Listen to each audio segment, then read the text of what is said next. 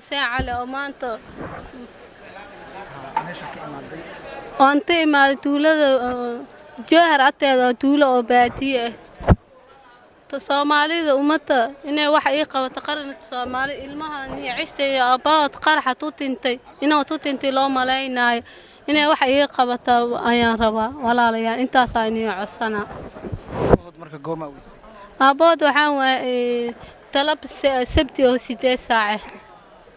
markii kugu dambeysay muxuu ku yiri lacagtan tuu soo sarafaa baabuur weynaa wadada u sutooy lacagtan tuu soo sarafaa igu wartanbaysi waa gartay marka goormee geeridiisa aad maqashay marka geeridiisa wala waa un hadaltiisa unaan waay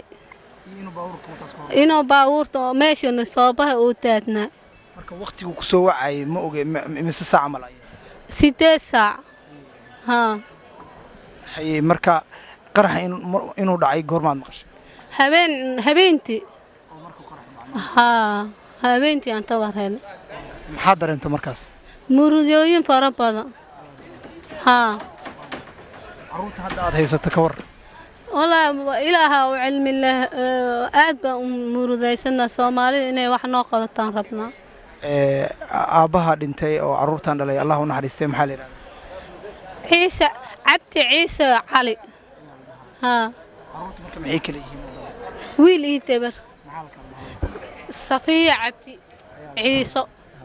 marka intee ku nooleedeen intee deegaan ahaan Jahar baadihiiso ha maxay noloshiina ku tiirsanay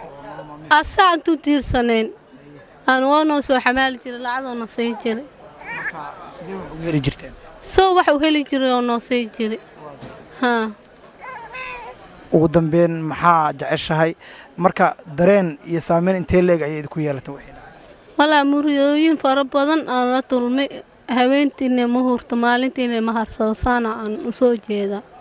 maadaama noloshiina ku tiirsaneed qaraxii 4 maalin ka soo wareegtay oo maalinka shanaada lagu jiraa noloshiina maxay ku tiirsaneed ilaa imika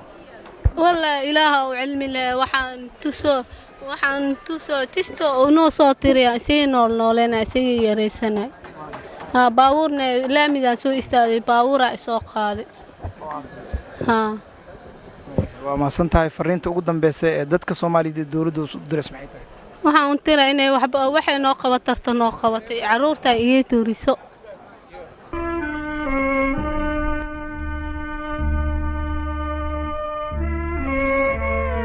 Thank you.